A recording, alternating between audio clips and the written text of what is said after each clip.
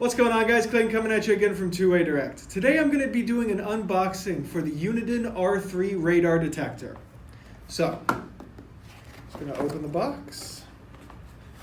Comes in a really nice carrying case. Let's get this out of here.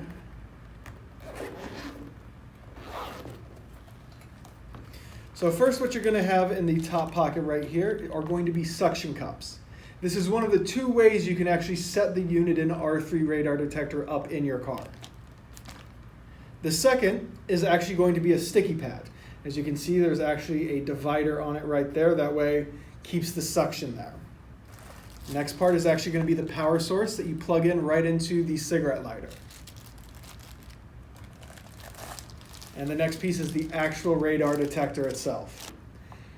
Visit our website at twowaydirect.com or give us a call at 888-742-5893 and find out how you can get your hands on one of these today.